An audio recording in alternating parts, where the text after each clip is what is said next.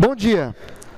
Então hoje nós vamos continuar falando dos esquemas ou modelos no qual você modela o seu banco de dados, suas tabelas, visando a questão da modelagem multidimensional. Ou seja, até a aula passada, nós discutimos exatamente a modelagem multidimensional, nós entendemos como funciona um cubo, nós entendemos o conceito de fato, dimensão e medida, e nós terminamos a aula falando como preparar o DW, né? Como preparar as tabelas do DW, como fazer aquele processo que a gente comentou de desnormalização, para que você possa preparar o DW para ser consumido pela solução de OLAP, para que monte o cubo. Lembrando, né, nós vimos que, na verdade, o DW não é responsável pela análise dos dados, né, pelo OLAP. Quem faz o OLAP é o cubo, mas o cubo ele consome os dados, né, ou seja, ele puxa os dados de uma origem. Essa origem, no nosso caso, é o DW. Né, em inglês, até já introduzindo os termos da parte prática que a gente vai estar fazendo aqui depois, seria em inglês o data source, né, ou seja, a fonte de dados. Então, quando você estabelece um data source numa ferramenta, você está me dizendo de onde ele vai puxar esses dados. E no nosso exemplo, é mais interessante puxar os dados de um DW, porque a questão do DW já ter os dados, né, unidos, né, com a redundância necessária, com a eliminação, né, da normalização, que deixa o processo mais ágil, bem mais ágil. Tá bom? E nós vimos dois esquemas, na verdade, um que prioriza a desnormalização e outro que mantém a normalização. O esquema estrela é aquele no qual a tabela fato está ligada a tabelas de dimensões, onde, na verdade, eu tenho somente uma tabela para cada dimensão, ou seja, exatamente, eles estão desnormalizados. Então, nesse cenário, quando você falar em esquema estrela, que é o mais comum, é exatamente o esquema no qual, quando eu tenho uma dimensão, por exemplo, eu tenho dimensão cliente, dimensão produto, dimensão tempo, você já sabe que essa dimensão será uma única tabela dentro do DW, e que todos os dados, ainda que existam redundâncias, estarão lá dentro. Tá bom? Alguma pergunta até aqui? E aí nós mostramos na aula passada a figurinha, né, que representa o porquê do nome, né, em inglês Star Scheme, né? Então, aqui passar aqui, ó, aqui estrela, tá certo? E aí, é só puxar aqui um pouquinho mais. Pronto, então aí daí você tem o fato, né, como eu comentei no meio, e as dimensões conectadas a esse fato, tá? Isso num banco operacional seria que se eu tivesse, por exemplo, no venda, eu tivesse ligar ao cliente, à região, ao tempo e ao produto. Tá? Então, eu teria a tabela fato, onde dentro da fato eu teria as medidas, né? Lembrando a parte numérica da situação a ser avaliada. Eu tenho o cliente, região, tempo e produto, descrevendo, né? Contextualizando, dando significado às medidas. Então, seria exatamente esse o objetivo das dimensões. Tá bom? E aí, um exemplo ainda maior, quando você pensa em tabelas, olha como é que seria, né? Eu teria a tabela de venda com as chaves estrangeiras das tabelas de dimensões, né? E as medidas, nesse caso aqui, eu tenho quantidade de valor como as medidas do fato venda, e eu tenho a dimensão cliente, dimensão região, dimensão tempo, dimensão produto. Observe, por exemplo, né, que quando você pensa aqui em região é a localidade física, né, do caso aqui da venda. Observe que quando eu penso em região, eu vou ter redundância aqui, ó. Porque, por exemplo, eu tenho a cidade de Fortaleza, estado, Ceará, região, Nordeste, país, Brasil. Mas se eu pegar a cidade, por exemplo, Sobral, repete-se, estado do Ceará, região Nordeste, país Brasil. Então, ou seja, observe que região é um exemplo de uma tabela que está, né, desnormalizada. É uma esteira, exatamente. E aí, cada dimensão terá uma chave primária, assim como uma tabela mesmo convencional, e essas chaves primárias serão chaves, né, estrangeiras na tabela fato. É assim que funciona a modelagem multidimensional, quando você prepara, né, um DW usando o modelo esquema estrela. Tá bom? Porque é o seguinte, ó, imagina os dados da tabela. Deixa eu pegar aqui que eu estou munido de pincel. Então, imagine que eu vou descrever a tabela. Fazer um select asterisco, vamos dizer assim. Então, está aqui a tabela, certo? E aí eu vou ter exatamente os campos, né? Por exemplo, colocar aqui cidade, estado, região e país. Pronto, eu tenho aqui, ó, certo? Dessa forma aqui. Aí o que acontece? Eu tenho, por exemplo, cidade, Fortaleza. Eu vou colocar aqui cidade, estado, região e país. Então, cidade, Fortaleza. Estado, Ceará. Região, Nordeste, país, Brasil. Concorda? Agora vamos pensar em outra cidade. Pensar, por exemplo, Juazeiro. Juazeiro. Estado, Ceará. Região, Nordeste, país, Brasil. Ó, repetição. Porque, na verdade, se eu fosse normalizar, não estaria uma tabela só. Eu teria uma tabela com a cidade, ligada à cidade eu teria uma tabela de estados, ligada ao estado eu teria uma tabela de região, e ligada à região eu teria uma tabela de país. Então, eu teria 4 tabelas aí, né, relacionadas. Se eu for, por exemplo, continuando aqui, vou representar agora Jaguaribe, né, Jaguaribe. Então, estado, Ceará, região Nordeste, país Brasil. Exatamente, só o código atraía tudo, né? Se fosse no normalizado, não é o caso aqui. Tá, ok? Então, observe que eu tenho realmente uma redundância grande, né?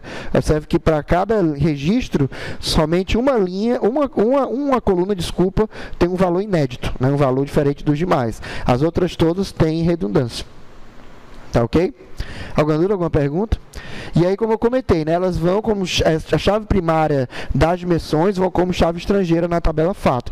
E a chave primária da tabela fato, porque toda tabela é interessante ter uma chave primária, né, é uma boa prática, e a chave primária da tabela fato será exatamente a combinação das 4, nesse exemplo aqui, das 4 chaves estrangeiras. Vocês devem lembrar que uma chave primária, ela pode ser feita de mais de um campo. Eu posso ter uma chave primária com 2, 3, 4 campos. Nesse exemplo aqui, eu tenho uma chave primária com 4 campos. Tá ok? Exatamente. Quando, né, dependendo do caso, existe no banco, ela é desnormalizada. Por exemplo, nesse exemplo aqui, cliente, né, não está, assim, cliente aqui do jeito que está representado, não tem desnormalização, porque só era uma tabela mesmo de cliente. Agora, por exemplo, imagina que para endereço, né, que é o exemplo que eu uso aqui, até para outro esquema também, imagina que endereço a empresa decidiu usar aquele banco postal dos Correios. Então, o que acontece? Quando eu tenho o banco postal dos Correios, eu não armazeno no cliente a cidade, o estado, a rua. Eu só guardo o CEP. O CEP é a chave primária. Entendeu? A única coisa que eu guardo é o número e o complemento, né? Porque, enfim, realmente da pessoa. Mas, ou seja, informação de cidade, estado, etc., fica na tabela do banco postal. Então, está aí o quê? Está normalizado. Eu tenho endereço e eu só tenho o CEP no cliente. Quando eu desnormalizo, eu teria que trazer isso para dentro de cliente. Tá? Diga, João. Não, o Estrela ele tem a repetição de dados. Você...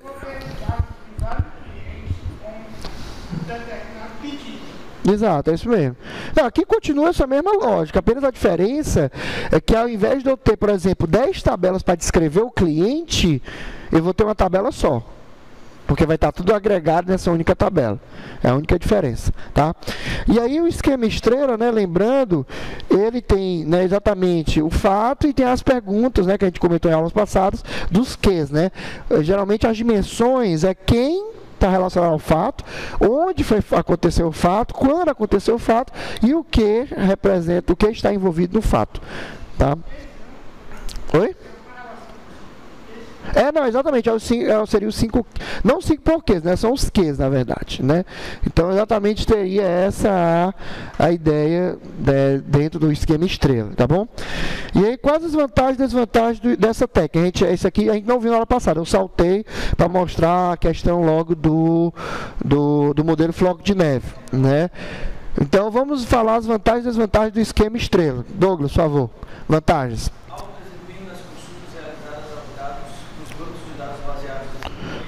Exatamente porque quando você tem os dados já desnormalizados, não há necessidade de fazer os joins. Os joins já foram processados.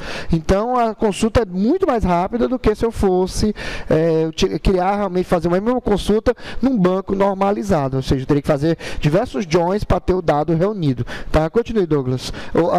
O segundo, né? Exatamente porque quando o usuário quer o cliente, ele só vai precisar chamar uma tabela, né? Ou seja, uma dimensão. Eu só quero o cliente. Então, não precisa mais nada. Ele já entende que tudo do cliente está ali. Se eu chamar produto, eu já sei que tudo do produto está ali. Eu não preciso, por exemplo, saber por mais produto está ligado a que tabela. É tão certo essa questão que vocês vão ver, quando a gente vai fazer na parte prática, que as ferramentas de análise, elas até conseguem, João, descobrir automaticamente quais são as dimensões do fato. Ou seja, a partir da fato, eu dou a fato, eu digo, sugerir dimensões, aí ele traz tudinho. Por quê? Porque ele já sabe que uma vez que ele acessa uma tabela que tem chave estrangeira, quando é o esquema estrela, ali já está toda a dimensão que ele deseja. Vocês vão ver que ele já pode sugerir automaticamente, né, quais são as dimensões. Vocês vão ver, é fantástico, tá? Vocês vão ficar impressionados, né, com essa parte no caso da SQL Server, tá bom? Agora as desvantagens, claro, como eu tenho redundância, eu vou ter um consumo muito maior de espaço em disco, isso é óbvio, tá? Né? E também eu vou ter maior tempo para a realização das tarefas administrativas. Quando a gente fala de tarefa administrativa, eu estou falando de backup, de espelhamento, redundância, né? Porque como eu tenho, né, exatamente, replicação, como eu tenho maior eu estou usando maior quantidade de dados, então vou ter realmente todo o impacto nessas operações, né? E exige maior atenção nos processos de ETL na criação de hierarquias, exatamente porque, como a gente comentou nas aulas anteriores, e a hierarquia de uma dimensão, ela, quando você traz no esquema estrela, você perde a hierarquia, então você tem que implementar a hierarquia na solução de OLAP, a gente vai fazer isso aqui. E o ETL tem que ter cuidado, porque o ETL já tem que fazer a desnormalização, eu não trago como está no operacional, tá certo? Então essa seria as preocupações das desvantagens do esquema estrela, tá bom? O outro esquema que a gente viu na aula passada, que foi o que nós terminamos, foi o esquema Snowflake, né? Ou seja, o floco de neve, tá? O Snowflake, o floco de neve, na verdade, ele prima pela manutenção da normalização, ou seja, ele não desnormaliza, ele traz do jeito que está no operacional. Você, pô, professor, mas qual a vantagem? Por que eu não posso usar o operacional direto, né? Na verdade, aqui, nesse caso, você poderia não necessariamente usar o DW. Você poderia usar um ODS. Você lembra do ODS? Daquele, né, banco e tal. Eu poderia unir todo mundo, mas manter o banco normalizado. E daí eu consumir os dados do ODS aqui para o esquema floco de neve. Tá? Depende. A gente viu que ele pode se tornar um banco permanente. Tá? Foi até uma questão da prof. Né? Que por sinal depois eu posso pegar para ti lá no coisa. Tá certo? Então, como eu estava comentando, o ODS, né, por ele ser um banco no qual todos os dados estão unificados, ainda que normalizados, no esquema floco de neve eu posso estar utilizando ele sim. Existe a vantagem, claro, né, de economia de espaço e tal, mas existe uma grande desvantagem, que é exatamente quando eu for trazer os dados para processar o cubo. Porque como nós comentamos na aula passada, o cubo ele nasce, ele é concebido exatamente do acesso aos dados de origem, né, no caso do data house, e ao cruzamento das medidas com as dimensões. Isso é facilitado quando eu tenho um esquema estrela.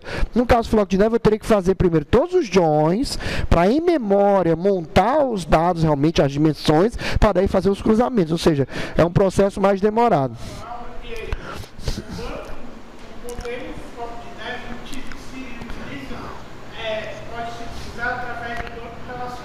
Pode, porque na verdade eu não tenho que desnormalizar nada. Se eu mantenho tudo normalizado, eu tenho uma cópia fiel do operacional. Porque no operacional é exatamente os bancos operacionais, a gente não usa o banco, né, normalizado. Então eu continuo tendo a cópia normal. Apenas aqui, às vezes, a pessoa só traz para um outro servidor para não sobrecarregar fisicamente falando o servidor operacional. Quando tu traz, por exemplo, ele tem um formato, né? Um padrão. Aí o que acontece? Aí onde entra o ODS. O ODS ele vai unir todo mundo e vai escolher um padrão. Entendeu? Então, como a gente até comentou em aulas passadas. Exatamente, não, mas ainda que você traga todo mundo normalizado para o ODS, mas nós comentamos que o ODS, exatamente um dos objetivos dele é padronizar, homogeneizar todos os dados para um único formato. Né? Então, até comentei o exemplo do Money, do SQL Server. O SQL Server tem um tipo de dado chamado Money, né, que representa o financeiro, mas o SQL não tem. Então, lá a gente representa como decimal. Na hora que eu for fazer o merge desses dados, eu vou ter que escolher ou uso o Money do SQL ou uso o decimal do MySQL. Tá? Então, você vai padronizar todo mundo por uma plataforma só. Tá bom?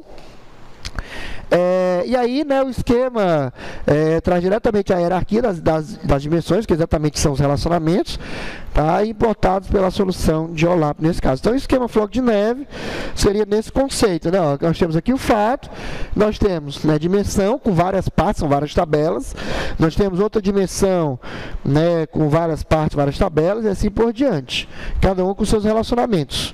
Né? Então, aqui é fato, aí aqui eu tenho relacionamento normal, né, como eu teria com o esquema estrela.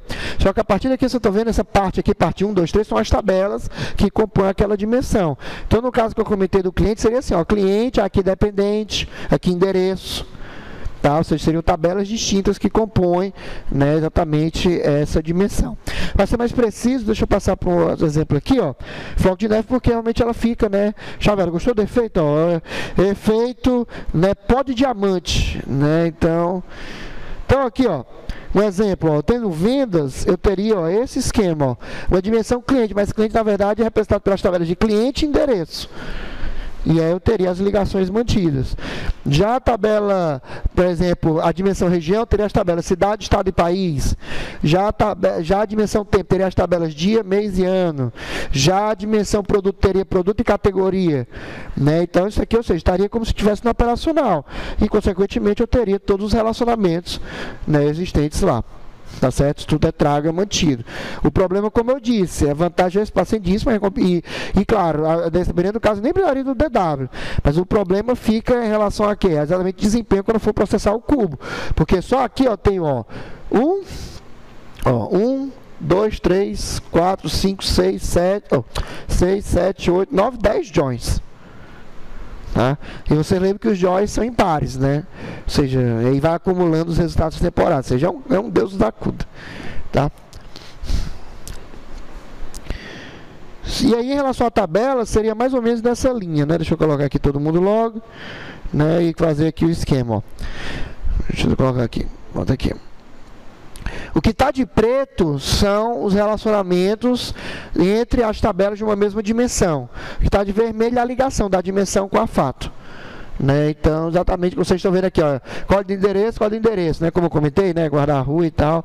Aí cidade, né? Ó, eu tenho só o código do estado, na verdade, né? Porque eu tenho uma tabela de estado que tem, por sua vez, o código do país, que aí tem o país, né? Então, isso aqui estaria normalizado. Só que essa normalização, ela tem um preço na hora que você vai puxar os dados. Ela demora mais para retornar o que você quer, já que ela vai ter que juntar vários fragmentos de dados para daí ter a visão que ele precisa. Ok? Alguma dúvida, alguma pergunta até aqui?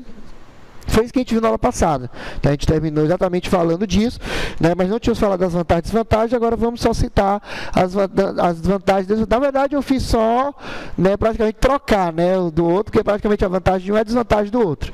Né? Então, como desvantagem, você tem um baixo desempenho nas consultas, realmente demora mais, e tem maior complexidade na montagem das consultas por parte do usuário. Porque o usuário... Não, isso aqui já é desvantagens do floco de neve. Né? Era vantagem, né? Porque eu troquei aquela ordem porque era praticamente uma cópia, né? O que é desvantagem de um e desvantagem do outro. Já a vantagem do floco de neve é que você tem realmente uma economia de espaço, tem menor tempo para a realização das tarefas administrativas, backup, por exemplo, espelhamento, replicação, são mais rápidos, porque tem menos dados, e o ETL é simplificado. Tá bom? Seria essa a questão. E aí, qual das duas técnicas utilizar? Douglas.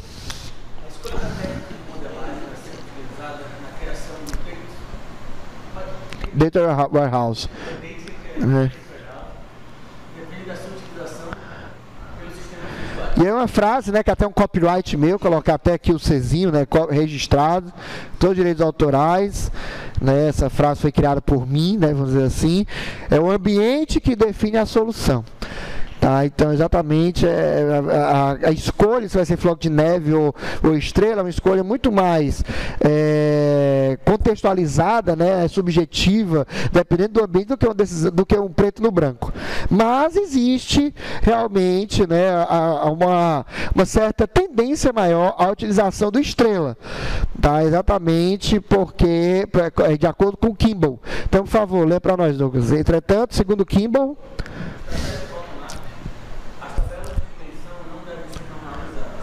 Pois, primeiro,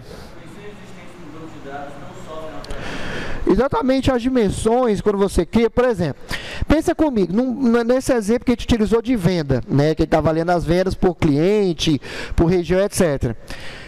Região, por exemplo, cidade, estado, sofre modificação com frequência? Não sofre, concorda?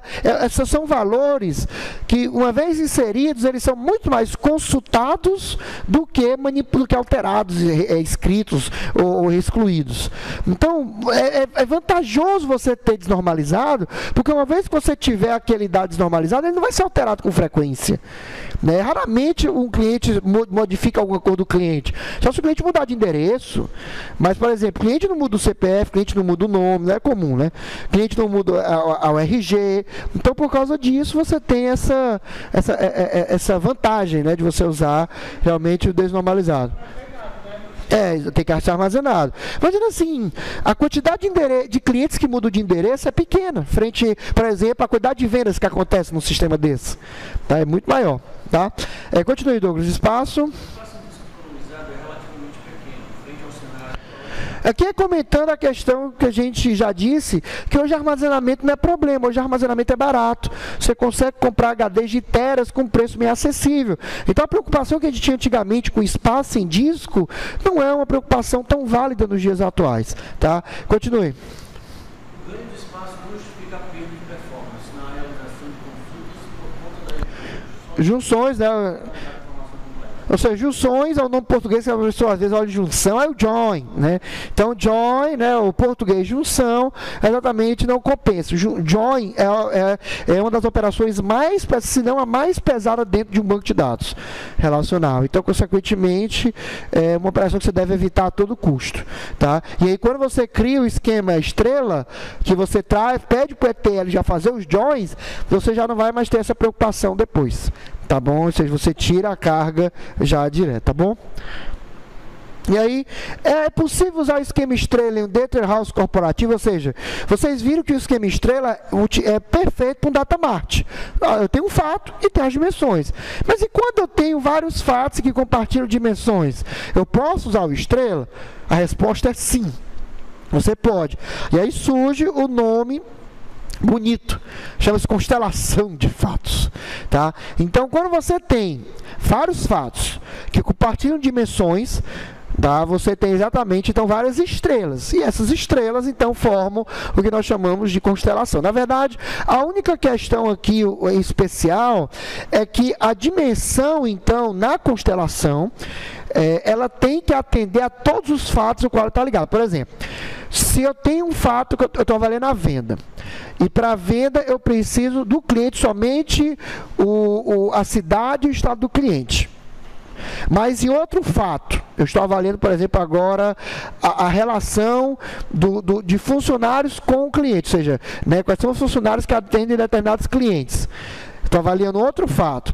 E nesse outro fato eu preciso do nome do cliente. Então, na dimensão cliente que eu vou criar, eu vou ter que ter, né, a cidade, o estado dele para responder o primeiro fato, mas eu também vou ter que ter o membro, né, os membros em relação ao campo nome, ao atributo nome da outra dimensão, do outro fato. Então, o que eu estou querendo dizer é o seguinte, é que quando você vai escolher os campos de uma dimensão, os campos que vão estar naquela dimensão é para atender aquele fato. Mas se aquela dimensão, João, tiver ligado a dois fatos, então os campos que tem que ter naquela dimensão são os campos que respondam os dois fatos. Se eu tiver a dimensão ligada a três fatos, eu vou ter os campos que respondem pelos três fatos, e assim por diante. Porque alguns fatos não vão precisar de algumas informações do usuário, outros, né, já vão. Então, por isso que você tem que ter essa questão para saber quais são os campos que você vai precisar. Tá bom?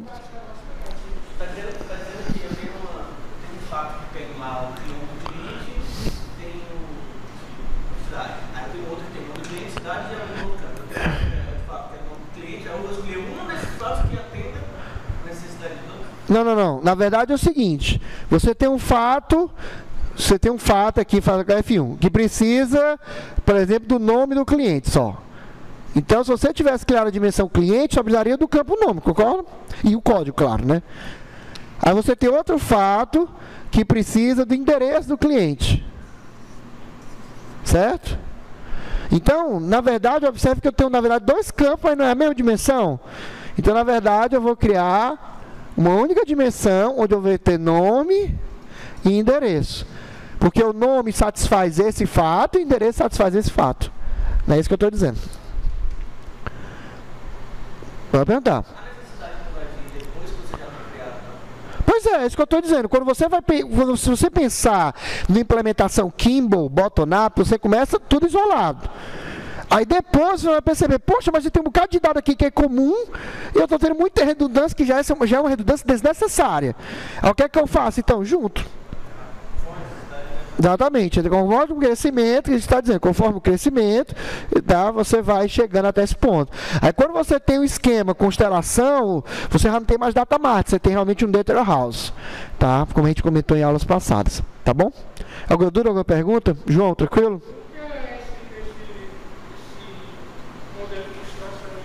Constelação é só quando eu tenho a união de estrelas. Quando eu tenho várias tabelas, vários fatos que compartilham as mesmas tabelas de dimensão, as mesmas dimensões. Tá? Então, seria, por exemplo, né, o outro exemplo que eu dei na aula passada, aquela que você faltou, Douglas, né? Só para ficar registrado aqui no vídeo, né, minha ira em relação a isso, né, nós comentamos, por exemplo, da questão acadêmica. Então, por exemplo, imagina que eu estou avaliando o fato rendimento acadêmico do aluno e eu estou avaliando outro fato, que é a parte de pagamento. Né? Então, são dois fatos totalmente diferentes, mas compartilham a mesma dimensão, aluno. Então, os campos que vai ter nessa dimensão, que eu vou trazer do operacional, tem que ser os campos que respondam tanto o fato de rendimento, quanto o fato de pagamento, de financeiro. Ok? Seria essa linha. Tá bom? E aí, né, e aí no caso, né, o Psicodefa, né, já fica registrado para segunda-feira, tá certo? Nós vamos trabalhar o Psicodefa na modelagem multidimensional, tá certo? Vai ser um exercício, vai levar praticamente metade da aula, vocês vão fazer em trios, provavelmente, ou duplas, tá? Onde vocês vão pegar aquele banco do Psicodefa, banco relacional, e vão converter no modelo, né, desnormalizado, modelo de estrela. Tá? Na verdade, vocês vão ver que o estrela é bem pequenininha, é bem rápido de você montar, tá certo? E aí, a partir dele, né, nós vamos trabalhar o Psicodefa, a gente vai saltar isso aqui que a gente vai trabalhar na próxima aula, vai ter a solução, tá? E aí nós vamos entender como o Psicodefa, então como fazer realmente a modelagem, tá certo, de um banco multidimensional. Hoje nós vamos trabalhar com o DW já pronto, ou seja, o DW já está desnormalizado. Na próxima aula nós vamos trabalhar exatamente como fazer essa desnormalização num cenário prático, tá bom? Então, para encerrar essa parte da modelagem e falar das operações, falta só explicar como fica armazenado os dados num cubo. Ou seja, você já entende hoje, você também que nos acompanha no vídeo, já entende hoje que eu tenho o DW, que vai estar ou esquema estrela ou floco de neve, e que a partir daí a solução de OLAP puxa esses dados e monta uma estrutura multidimensional, que basicamente é uma medida com os cruzamentos das dimensões, como eu mostrei na aula passada, que nós chamamos de cubo. Diga, João. Não, o ETL é feito para o DW. O ETL é entre o operacional e o DW. Tá? E aí do DW para o OLAP já é uma conexão direta, não tem tratamento algum. Tá? É só uma conexão mesmo direta, um data source, conexão direta mesmo. Tá bom? E aí, como eu estava comentando, então você vai, né, a partir do DW, a solução de OLAP puxa os dados, faz o cruzamento e armazena. Aí a questão é como é feito esse armazenamento. Existem diversas abordagens. Nós vamos ver as 4 principais. Tá certo? Então, Douglas, primeiro tópico, Data House. O DW, os dados são armazenados com banco de dados operacional. Você falou DW por preguiça de falar Data Warehouse. Pois é, né? Um orientando de BI falando um negócio desse é um absurdo, mas enfim. Tá? Ou seja, como nós comentamos, o Data Warehouse, a modelagem do Data Warehouse é feita, mas de qualquer maneira o Data Warehouse é guardado ainda dentro do sistema OLTP. Né? Ou seja, na verdade, você vai usar um SGBD para armazenar o DW. A gente comentou isso lá nas aulas de DW. Então o DW continua sendo um banco relacional, apenas é um banco relacional desnormalizado. Mas é um banco relacional ainda. Tá? Com tabelas, chaves primárias, estrangeiros, tudinho. Tá? Continue o cubo. Exatamente por resultado do cruzamento de medidas pelas diversas dimensões. Então não é um armazenamento bidimensional ou em matriz, né, o tabular. É realmente um armazenamento multidimensional. Tá certo? E por causa disso, os bancos de dados possuem, né, multidimensionais, são os cubos, possuem formas exclusivas de armazenamento dos dados. Tá? Continue. Existem vários mesmo, são mais de 10 formas diferentes, mas as 4 principais estão listadas aqui. Você tem o ROLAP, o MOLAP, o OLAP, que é com H mudo, e o DOLAP. Tá? Na verdade, todos eles é fácil, é só você pensar na primeira letra, o restante sempre é OLAP. Então, o ROLAP é ROLAP, ou seja, Relational Online Analytical Process, ou Processing. Né? MOLAP é Multidimensional Online Analytical Processing. Né? O OLAP, que é o híbrido, né? Hybrid Online, e o DOLAP é o Desktop Online Analytical Processing. Tá? Então, você tem várias formas. Vamos ver cada uma delas, né, de forma tranquila. Primeiro, o multidimensional, que é o mais comum, que é o MOLAP. Tá? Então o MOLAP, ele guarda todo o banco realmente multidimensional, já guarda o processamento final, todos os cálculos feitos, tudo é feito. Ou seja, o MOLAP, quando eu chegar e disser, ó, esse cubo está armazenado, né, na forma MOLAP, significa o quê? Que ele já está totalmente processado, totalmente, já está todos os cruzamentos, campos calculados, tudo feito, e consequentemente o usuário só vai realmente puxar os campos e fazer o cruzamento que ele deseja. Em outras palavras, como já está tudo processado, é a solução mais rápida, é aquela que dá o retorno mais rápido para o usuário, ou seja, o usuário, o tempo de processamento para os pedidos do usuário é o menor possível, porque já vai estar tudo pronto para o usuário. É como se fosse, pronto, é como se eu fizesse uma consulta. Por exemplo, eu tenho uma aplicação, aí a aplicação faz a consulta e traz para a camada de aplicação, para a memória lá do computador. Quando você traz o dado para a memória do computador, você não pode ordenar os dados lá mesmo na memória, não precisa ter que voltar para o banco e pedir para estar ordenado. Então, exatamente a lógica é a mesma. Tá? Então, quando a gente fala de MOLAP, estamos falando exatamente disso. O foco é nas consultas, né, como está aqui, o foco é no desempenho das consultas. O cubo já é armazenado, totalmente processado. Tá? Os cálculos complexos já foram processados, ou seja, ele já armazena tudo. Já armazena valor final, já armazena os cruzamentos, já armazena tudo, já está tudo no ponto. Tá?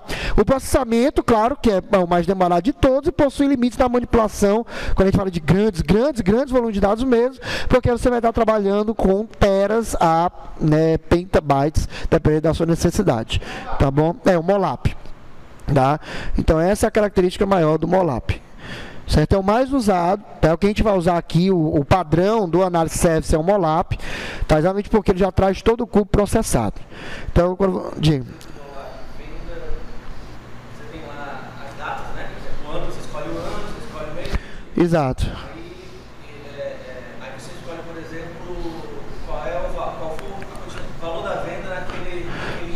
Pronto. Já está calculado e ele já está calculado também o mês, dia, tudinho. É só ler o valor e trazer para o usuário, é isso mesmo. Não precisa, já, os somatórios já estão todos efetuados. Por quê? Porque ano, mês e dia eu tenho minha hierarquia, concorda? E eu já estabeleci a hierarquia antes do processamento do cubo. Então, ele já monta também os cruzamentos pela hierarquia. Depende do volume de dados que ele está trazendo e da conexão realmente. Tá? Aí é mais um aspecto físico do que um aspecto computacional do cubo mesmo. Tá? Porque realmente ele está fazendo ele está realmente fazendo a agregação, mas ainda assim é mais rápido, bem mais rápido que se eu fosse fazer via SQL. Tá? Cuidado! Também depende muito da solução. Porque, por exemplo, tem algumas soluções que não trabalham diretamente com o MOLAP. Por exemplo, se for a memória, né, não for memória não. A que você está querendo trabalhar, se for a memória, que é o ClickView, é uma das que não trabalham com MOLAP. Na verdade, ela trabalha com ROLAP. Por isso que é mais demorado. Mas em compensação, por isso que é mais barato e é voltado para pequenas e médias situações. Então, o ClickView não é, assim... os maiores é Oracle, realmente, IBM e tal, né? O ClickView é bacana, mas o ClickView, ele tem realmente algumas limitações, quando realmente começa a ter exatamente de tempo de resposta, entendeu? E isso é exatamente por causa desse processamento. Ele não armazena, na verdade, ele puxa direto do banco, não há um DW montado para ele, né? Então, na verdade, por causa disso, ele acaba, né, sendo classificado mais como um rollup ou um híbrido. Ele até pode ter algumas sumarizações, mas não chega ao ponto realmente do MOLAP, tá bom? Pelo menos assim, até onde eu conheça, né? Claro que faz um tempinho que eu não mexo com ClickView, né? Nem com... ClickView faz um tempinho, faz uns 4 anos, pelo menos, tá? Mas enfim, ok? Então, essa é a característica do MOLAP, do Multidimensional OLAP. Já o ROLAP, o Relational OLAP, é aquele que trabalha com banco de dados relacional. Então, na verdade, ainda que eu traga para a solução de OLAP, eu posso manter uma estrutura relacional. Você viu, professor? Mas qual a vantagem de eu guardar na estrutura relacional, né, dentro já lá do OLAP? É porque eu ganhei espaço. Quando o banco é muito grande mesmo, o O MOLAP seria inviável, porque ia gerar um espaço absurdo de disco. Já imagina, porque, entenda, se eu tenho para cada medida todas as sumarizações, todos os possíveis cruzamentos, todas as possíveis totalizações, só para cada medida, tu imagina mesmo se eu tiver realmente uma quantidade de dados muito grande. Então, fisicamente falando, eu vou ter problemas. Para evitar esses problemas, então, eu tenho o ROLAP. Tá, ok? O de ROLAP, então, ele mantém todo o relacional, e aí, quando o usuário pede, ele faz os cruzamentos em tempo de execução. Tá? Por exemplo, tem o mesmo exemplo, mas só que tem até o mês de abril. Quando tu traz o mês de maio, tu tem que reprocessar. Isso, exatamente, é isso mesmo. Tá? No caso do ROLAP, né, o outro extremo. Realmente, né, o MOLAP, colocar assim, né, o MOLAP, ele está totalmente processado, e aqui o ROLAP, ele está totalmente não processado. É na hora mesmo, ele processa na hora. Tá? Claro, né, que aí bem aqui eu vou ter o meu termo, né, que é o híbrido, que a gente já vai ver, é o próximo. Tá, ok? Eu vou explicar, o híbrido é legal, a jogada do híbrido é muito boa. Tá? Mas entenda, é exatamente essa questão. É mais pela questão da escalabilidade. O banco é muito grande mesmo. Se eu criasse um MOLAP desse banco, ia ficar um negócio assim inviável. Tá? E aí por isso eu acabo usando relacional e deixo para ser executado esses processamentos quando o usuário pede. Tá bom? Ok? Já o OLAP híbrido, na verdade, com H, é o legal porque ele mescla as duas arquiteturas. Não só a jogada Douglas e João, né, e Mônica, né, que também agora está fazendo parte aqui, para você entender como é bacana. O MOLAP, ele já traz tudo processado. O ROLAP, ele não traz nada processado. A ideia do híbrido é o seguinte: as generalizações, sumarizações, níveis mais gerais serem processados. Enquanto os detalhamentos, dados específicos, eventos, né, medidas, né, de nível bem descritivo, bem operacional, deixar no formato de ROLAP. Exemplo, falando de venda, se eu pensar que a venda tem uma hierarquia em relação ao tempo, você estava comentando o tempo, então imagina que eu tenho as vendas, né, o ano, aí dentro do ano eu tenho cada mês, e cada mês eu tenho os dias, certo? Então, num MOLAP eu teria tudo isso processado. Num ROLAP eu não teria nada processado. Num híbrido eu poderia fazer o seguinte: eu poderia processar como MOLAP ano e os meses. Ou seja, deixar cruzado, né, tudo calculado ano e mês. Por quê? Porque ano e mês é o mais usado, é o mais acessado pelo usuário. Quando um ou outro quiser o dia, aí quando ele expandir para pedir o dia, aí entra o ROLAP, ou seja, ele processa naquele momento. Entenderam a ideia? Outro exemplo, já usando a dimensão geográfica, né, a dimensão de localização. É como se eu tivesse, por exemplo, né, eu tenho a seguinte situação: eu tenho país, estado, cidade. Geralmente os gestores utilizam, né, os cálculos mais pesados é país e estado, né, porque enfim envolve somas, né, médias e tal de muitos valores. Aí já deixo como MOLAP, já deixo prontinho, processado. Caso alguém queira ver por cidade, aí ele vai acessar como ROLAP e vai fazer o processamento naquele instante. Deu para entender? Então, por quê? Porque as sumarizações dos níveis mais gerais são as que consomem mais tempo. Como você mesmo comentou, Alisson, eu somar uma semana de venda é uma coisa, eu somar um mês de venda já é outra coisa, eu somar um ano de venda é pior ainda. Então, como esses níveis mais gerais, mais abrangentes, são os que têm um processamento mais pesado, ele já deixa pronto, né, como MOLAP. E aqueles níveis que são menos, né, menos pesados de processamento, ele deixa como ROLAP. Essa é a ideia do híbrido. Tá, ok? Que também as soluções permitem você escolher. Você tem como, né, é tipo um slider mesmo. Tá? Vou mostrar para vocês depois na SQL Server. Vocês verem, é um slider mesmo. Você pega e desloca para cá ou para cá, né, para dizer exatamente que tipo de nível você quer do armazenamento. Tá bom? Alguém dúvida, alguma pergunta? E o DOLAP é só um conceito que, na verdade, hoje eu poderia também chamar de Mobile OLAP, né? Na verdade, o Personal OLAP, na verdade é só porque, em alguns casos, como o ClickView, você pode mandar tudo para o usuário, não há necessidade de ter um servidor armazenado. Então, o usuário no notebook dele, no desktop dele, ou no celular dele, já tem os dados para fazer o cruzamento. Nesses casos, nós chamamos exatamente de Desktop OLAP, ou seja, toda análise é feita na própria estação do usuário. Isso é interessante quando você tem problemas de rede, a rede é muito lenta, e você quer dar uma independência para o usuário, né? O usuário ir para qualquer canto e conseguir fazer as suas análises. Né? Exatamente, você traz o que é necessário para fazer análise, quer seja como MOLAP ou OLAP, localmente. Tá? É um desktop OLAP, exatamente. Tá? Exatamente. Tá bom?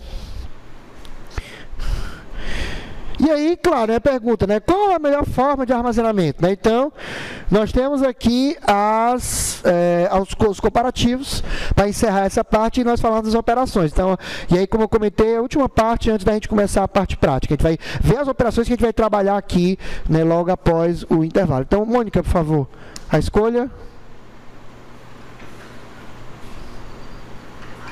A escolha da abordagem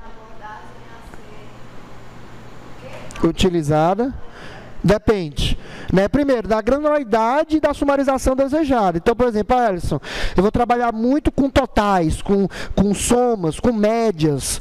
Então, você vai trabalhar muito com sumarização, que a gente chama, é mais interessante MOLAP. Ah, não, Alisson, eu vou trabalhar com sumarização, mas eu gosto muito de ver também os detalhes, o nível realmente operacional. Então, já seria melhor o ROLAP, tá? Então, você tem que ver exatamente isso. Se você vai trabalhar muito mais com granularidade, ou seja, detalhamento, ou com sumarização. Quantidade de dados envolvidos também é outro fator importante, porque se for pouco dado, você pode jogar no MOLAP. Pouco dado assim, né? Que a gente fala em gigas, né? Para você que nos acompanha também, né? Tera, gigas, é básico dentro de um cubo, né? E da independência já do usuário, que se você quiser que o usuário tenha um poder maior de dependência, você vai pensar no DOLAP, né? Tá na experiência, né, minha, né, do tio, a abordagem mais utilizada são de longe a MOLAP e em alguns cenários a OLAP, principalmente a nível de estado do Ceará. Porque no estado do Ceará você tem grandes bancos de dados, mas não tem realmente bancos assim, vou dizer assim, multinacionais, assim, realmente conglomerados, gigantescos de dados, para que justifique a adoção de um ROLAP. Então, ainda os maiores bancos de dados que a gente tem no estado, como, né, bancos governamentais, como da Secretaria da Fazenda, ou bancos, né, como Dias Branco, Verdes Mares, Stefanini, que é o BNB, essas coisas, são bancos que permitem você fazer MOLAP. Você não precisa realmente ainda partir, por incrível que pareça, pode ter uma quantidade bem razoável de dados, mas não é considerado algo assim extremamente gigantesco para você pensar em ROLAP. Tá certo? Então, na minha experiência, é mais interessante para projetos aqui no estado você trabalhar com MOLAP e vez ou outra, né, dependendo do caso, você trabalhar com OLAP. Tá bom? Seria essa a minha lembrança. Isso aqui é algo pessoal, tá? Não quer dizer que você não possa usar, tá certo, as outras. Mas para mim, muitos projetos que eu já trabalhei, nas consultorias e nos alunos que a gente já tirou dúvida quando vinha com projetos de BI, né, a gente realmente focava mesmo mais no MOLAP. Tá bom? Realmente por questão de eu perder, né, espaço, mas já dá tudo pronto para o usuário, realmente, isso que é o mais importante. O usuário tem que ter o dado naquele instante para tomar a decisão, né? Nós comentamos isso no começo do nosso curso, tá bom? Para encerrar nossa aula de hoje, né, que vai encerrar, que falta poucos slides, né, vai encerrar porque é o último tópico da nossa aula, vamos falar exatamente das operações que estão relacionadas dentro de uma solução de cubo, ou seja, o cubo pronto. O que eu consigo fazer com esse cubo? Então, né, exatamente a pergunta, né? Uma vez o cubo montado, o que eu consigo fazer? Então, eu vou ter diversas operações, mas todas elas focam consulta dados, que é o cubo. Ele não é uma estrutura que você vai inserir, eu vou inserir no cubo, eu vou alterar, eu vou fazer eu vou excluir, não existe isso no cubo. O cubo é somente para consulta. Então, uma vez visto isso, né, você tem um conjunto de técnicas que permite o usuário navegar pelo cubo, né, vendo sumarizações até granularizações, especializações, né, você tem questão de diferentes perspectivas, né, às vezes é tão invocado a questão de tomar decisão, que às vezes você tem, por exemplo, assim, você tem a venda, aí você tem, por exemplo, os clientes e tem os produtos. Aí a pessoa não vê nada de cara. Às vezes, só ele trocar Linha por coluna e coluna por linha, que a gente chama de pivô, essa operação, você troca, o cliente estava aqui, vai para as colunas, e os produtos estavam aqui, vão para as linhas. Só em trocar, o cara já tem um insight já do negócio, e diz, rapaz, olha, eu não tinha reparado isso. Por incrível que pareça, ainda que seja a mesma coisa, mas só pela mudança de visualização, já pode gerar um insight, né, uma descoberta, que o cara chega, rapaz, olha, é isso mesmo. Tá? Então nós vamos ver exatamente que operações são essas. Tá? Primeira operação, que são os drill down e drill up. Drill down e drill up é exatamente a operação na qual você, a partir do nível mais geral, você vai detalhando por níveis mais específicos. Por exemplo, o país, de país eu expando para região, de região eu expando para estado, de estado eu expando para cidade, de estado eu expando para bairro. Eu não fui descendo, drill down. Tá? E o drill up é o contrário, do nível mais baixo da hierarquia você vai subindo, pegando a hierarquia tempo, né? Eu começo do dia agora eu quero a questão das semanas, semana eu quero mês eu quero semestre eu quero ano, então eu estou subindo, drill up, tá bom? Então drill down é você ir do nível mais acima para o nível mais abaixo, e o drill up do nível mais abaixo do nível mais acima, tá ok? Seria essa a ideia, né? Então, o drill down navegar em direção aos níveis mais baixos, né? O mais detalhado da hierarquia, enquanto o drill up é navegar para os níveis mais altos. Né? Eu tenho uma animação aqui, bestinha, só para representar isso. Então, ó, aqui eu tenho o mundo. Então, eu estou vendo aqui as vendas, por exemplo, aqui representadas aqui no mundo. Ah, mas eu quero ver, por exemplo, por continente. Aí já foca, né, América do Sul. Agora eu quero ver por país, né? Então, agora já estou vendo aqui o país. Agora eu quero ver por região. Então, já estou focando a região Nordeste. Agora eu quero ver por estado. Então, já estou focando o estado do Ceará, né? Está aqui bem aqui o desenho do estado do Ceará. Ah, eu quero ver agora por cidade, né? Então, já vou chegando até encontrar aqui Fortaleza. Né, isso é o down, exatamente. Você vai do generalizado até o mais detalhado. E o up, claro, é o contrário, né? Então o up seria, continuando, ó, eu vou subindo, ó, estado, região, país, continente e mundo. Tá ok? Então, são as operações. Que é a operação básica num cubo, né? Quando você tem hierarquia. Além de cruzar os dados, quando você usa uma hierarquia, nós vamos ver aqui na prática, vocês vão ver que eu consigo detalhar, né? Descer e depois subir à vontade. Você vai expandir realmente, igual pasta, né? Pasta, no sistema de pasta, você tem uma pastazinha, aí você expande para ver as outras pastas. Pô, tem o mesmo esquema, é igualzinho. Tá? Mas o legal, ele já faz todos os cálculos para mim automaticamente. Tá bom? Essa é a grande sacada. Tá bom? E aí, né, mais uma vez, falando só de drill up e drill down, então você teria exatamente, né, ó, total geral, é por continente, por país, por região, por estado, por cidade, e as operações de drill down e as operações de drill up, tá bom?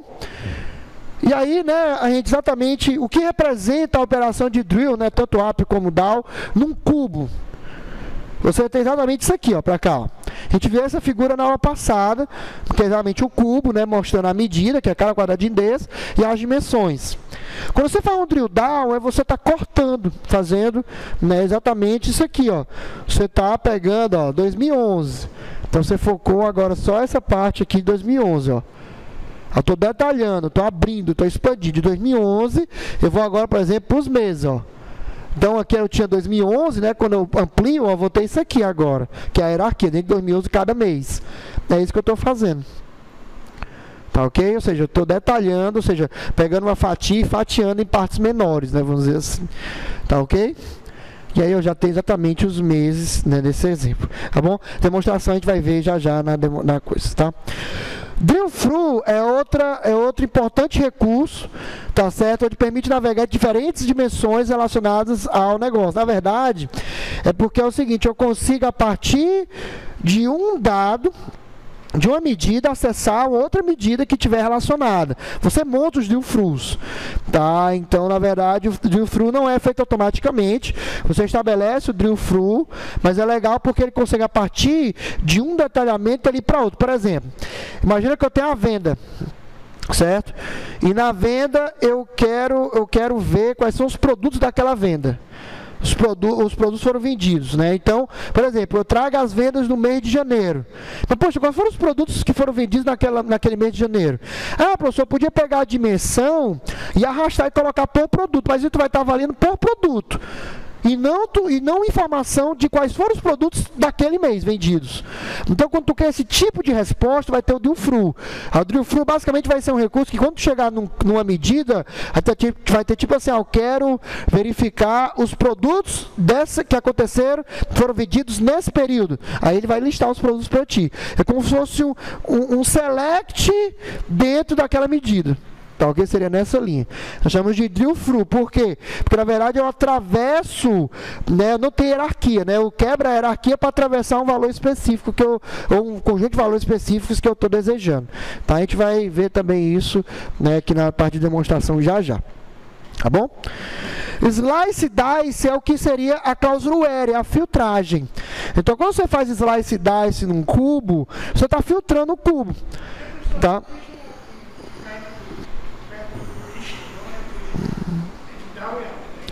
Não, na verdade, ou desce ou sobe, né? Não tem... Tá certo? Como eu estava comentando, então o slice dice é a filtragem. Você pode chegar para o usuário e dizer o seguinte, ó, embora eu tenha um cubo que tenha, às vezes, os últimos 5 anos, mas eu quero que o usuário só acesse os 2 últimos. O cubo tem os 5, mas eu quero que ele só tenha acesso a 2. Então você está cortando. O nome é exatamente esse, slice dice, né? Porque você está cortando e girando, né? Brincando com o cubo.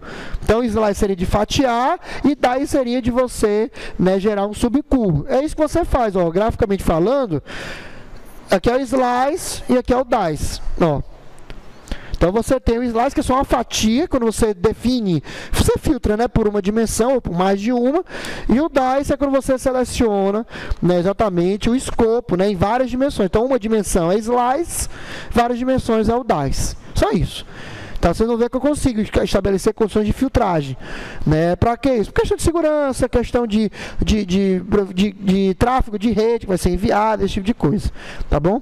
Então, slice dice é a operação de filtragem no cubo, onde o objetivo dela é exatamente esse. A partir do cubo, eu corto uma fatia em uma dimensão, por exemplo, eu quero somente tudo que aconteceu na cidade de Fortaleza. Pronto, você estabeleceu uma filtragem. Então, como é só uma, é slice. Né? Se for mais de um, por exemplo, quero Fortaleza, o ano de 2011, então é dice, tá bom? Pivô, já comentei também, você trocar linha, coluna, coluna, linha, né? Eu acabei de comentar. Então, quando você tem, é como se fosse um giro no cubo, né?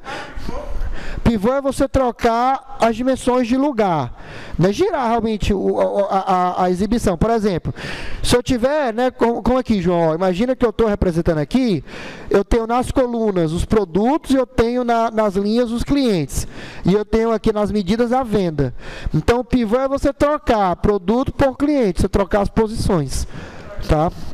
Vocês vão ver que é muito útil. Porque eu posso, por exemplo, eu posso chegar para cada ano verificar o produto ou, fazendo um pivô, verificar para cada produto o ano. Então, observe que já muda totalmente o contexto e pode facilitar a tomada de decisão, né, do usuário. Tá bom? A técnica de pivô. Ops. Peraí, foi rápido, pronto, é de pivô.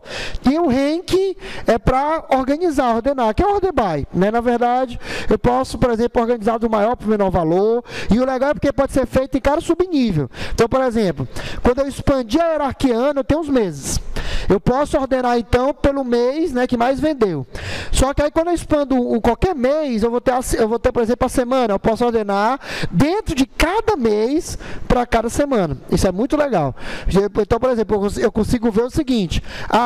No ano, por exemplo, no ano de 2012, o mês que vai vender foi dezembro, depois foi novembro, depois foi outubro.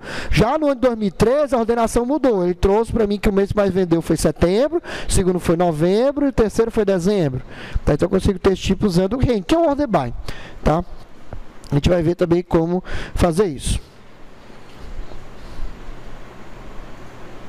E aí, para encerrar, seria exatamente o estudo de casos, que são os cenários práticos. Então, para encerrar a gravação e a gente ir para o nosso intervalo, né, que eu tinha comentado, e para nos despedir, porque você, infelizmente, que nos acompanha, não vai poder acompanhar, porque agora é uma parte prática, né, mas, né, quem sabe você, né, porventura, não esbarre com a gente aqui na Facete, né, e acabe, né, assistindo nossa cadeira e veja a parte prática também, tá? Mas, no nosso caso, o que é que nós vamos, né, fazer? Então, na próxima aula, nós vamos fazer o Psicodef, tarefa, nós vamos criar a partir do relacional, modelar multidimensionalmente falando, e nós vamos terminar o módulo vendo a dimensão tempo. A dimensão tempo é uma dimensão especial, existe todo um cuidado, todo um conjunto de regras para montar essa dimensão. Então a gente vai estar trabalhando nela na próxima aula, encerrando assim o módulo multidimensional. E depois, já na próxima semana ainda, começaremos já ETL. Tá bom? Então já vamos falar, né, realmente de extração e transformação em carga, né, um dos últimos módulos do nosso curso. Tá bom? Para você que nos acompanha, continue, né, nos prestigiando. Né, estamos aí já terminando a modelagem multidimensional. Nós vamos agora fazer a parte prática. Você consegue encontrar muito bom material, né, um vasto material na internet sobre isso. Mas qualquer dúvida, estamos à disposição. Então, você que nos acompanha, um abraço, bons estudos e até a próxima.